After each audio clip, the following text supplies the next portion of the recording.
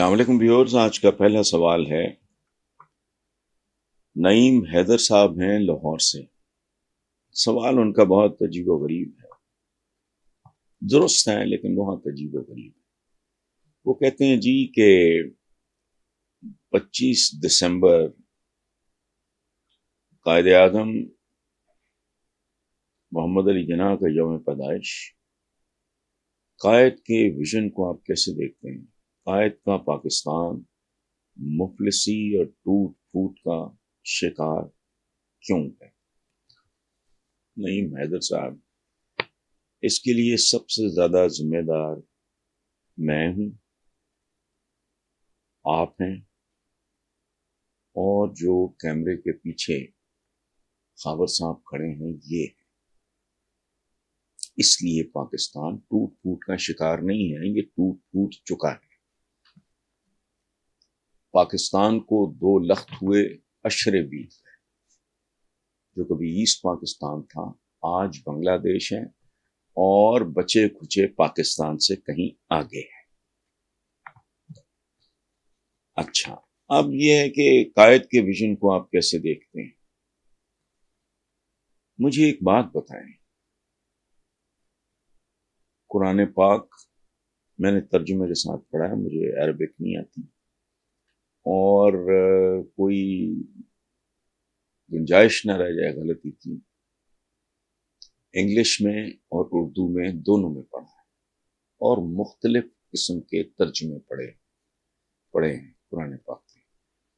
اپنے بچوں کو بھی، وہ بھی 100% وہ انگلش میڈیم کھاتا، قاری صاحب آتے رہے، پڑھاتے رہے، ایک خاص سٹیج کے بعد 3 بار پڑھا لیا، میں نے کہا باپ پڑھانا بند کر دیں، اب میں بچوں کو انگریزی میں اور پھر اردو میں، تاکہ ذرا آسان ہو جائے، انگریزی میں سمجھ آ جائے گی ان کو، بہتر وہ پڑھ لیں۔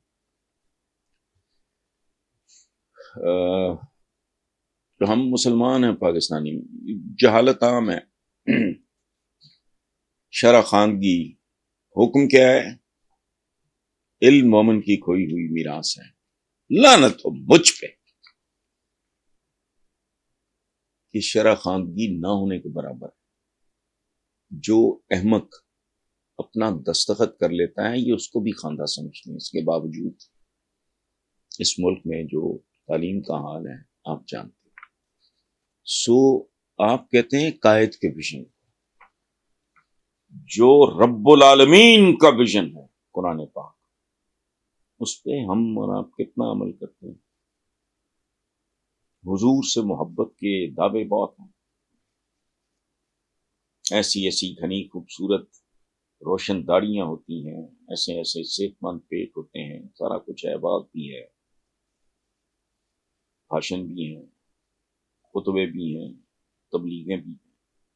آپ مجھے دیانتداری سے نہیں ہے صاحب، اپنے گریبان میں جھانکنے کی میں بات کر رہا ہوں۔ میں جھانکتا رہتا ہوں اور جو محسوس کرتا ہوں میں شیئر نہیں کر سکتا آپ کے ساتھ۔ اپنے اپنے گریبانوں میں جھانکیں۔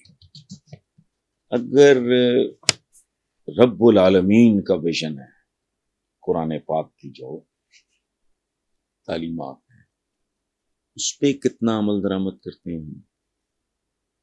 حضور کی سیرت جو پڑھے لکھے ہیں، کسی نے 1 پڑھی ہوگی کتاب، کسی نے 2، کسی نے 10، کسی نے 20، کسی نے بے تحاشا پڑھی ہوں گی، غیر ملکیوں کا بھی ان کے بارے میں جو کچھ انہوں نے لکھا ہے وہ بھی پڑھا ہوگا، اور جو بالکل جاہل ہیں انہوں نے لوگوں سے سنا ہوگا۔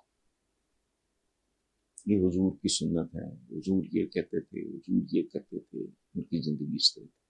ایسا ہی ہے یا میں غلط کہہ رہا ہوں؟ اس پہ کتنا عمل کرتے ہیں؟ سو اس میں قائد اعظم کا ویژن تو کسی کھاتے میں نہیں ہے۔ کس کھاتے میں؟ قائد اعظم نے کہا تھا کہ جمہوریت تو ہماری پیداوار ہے۔ قائد اعظم تو خود دین کو کوٹ کرتے تھے، کئی بار کیا انہوں نے۔ وہ ایک مذہبی ریاست نہیں چاہتے، وہ ایک سیکولر پاکستان تھے، یہ یاد رکھیں۔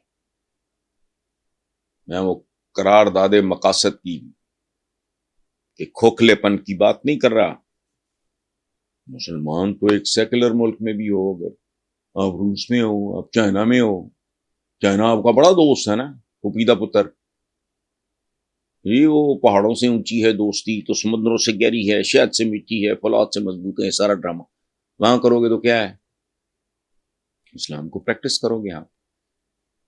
اچھا، ہمارے یہاں پرابلم یہ ہے کہ پریکٹس کو ہم سمجھتے ہیں نماز، روزہ، حج، زکوٰۃ، یہ اعمال کی بات ہے. علامہ عنایت اللہ مشرقی نے کمال کا جملہ بولا تھا کہ نماز مسجد کے باہر شروع ہوتی ہے. سو ہم پہ اگر یہ ساری لعنت ہے، یہ ساری پھٹکار ہے، اگر ہم نے یہ سب کچھ نہیں دیکھنا، بات سنا مجھے 75 سال ہو گیا مسلم لیگ دیکھ رہے ہیں، ہم نے نواز شریف وغیرہ اس خاندان کا کی تھا پتہ. جب قائد اعظم محمد علی جناح اسٹرگل کر رہے تھے پاکستان کے لیے، اور اس وقت کے ورکرز یا جو کوئی بھی، ان کا نام بھی کوئی نہیں لیتا نہ جانتا یہ خاندان کیا تھا، کہاں تھا، ان کا کیا پتا، یہ تو ایجوکیٹڈ بھی نہیں تھے. مجھے بتائیں میے دن نعرے بجن گے تے ہن تسی بجو گے اور بج رہے ہو. تو تیرا جب تک سورج چاند رہے گا خدا کا خوف کرو، جب تک سورج چاند رہے گا بھٹو تیرا نام رہے گا. اللہ کرو یار، میں خود بھٹو صاحب کے لیے میں نے جیلیں کٹنی ہے، میں وہ بات نہیں کر رہا، لیکن خدا کا خوف کرو. نام ایک ہے، اور یہ میں نہیں کہہ رہا، بات کروں گا سمجھ میں آ جائے. ایک تو کائنات کا پالن ہار، تخلیق کار. ہندو اس کو برہما کہتے ہیں، بھگوان کہتے ہیں، کوئی گاڈ کہتا ہے، کوئی یزدا کہتا ہے، ہم اللہ کہتے ہیں. یعنی تو ایک ہے. ہمارے ایک صوفی شاعر کا ایک مصرع ہے، اے رام رحیم تے مولا کی گل سمجھ لئی تے رولا کی. اچھا، تو ویژن ان کا باقی تو بوروڈ ہے. محمد علی جناح صاحب نے تو کوئی چیز نہیں کریٹ کی اسی بات کی بنیاد پہ. اچھا، پھر حضور کی زندگی، سبحان اللہ، بندہ اگر کروڑواں حصہ بھی فالو کرے اس کی زندگی بہتر ہو جاتی ہے. میں اس کی تفصیل میں نہیں جاتا. تو آپ محمد علی جناح صاحب کے ویژن تو ہمیں صدیوں پہلے مل گیا یار. کیا ہے؟ ظلم نہ کرو، زیادتی نہ کرو، ایک دوسرے کا حق نہ مارو، پڑوسی کے حقوق کو خدا کا خوف کریں، مسافر کے حقوق. یہ سارا کچھ کیا تھا؟ یہ نماز، روزہ، حج، زکوٰۃ، یہ تو اس کی تربیت ہے کہ آپ نے شہری کیسا ہونا ہے، آپ نے انسان کیسا ہونا ہے.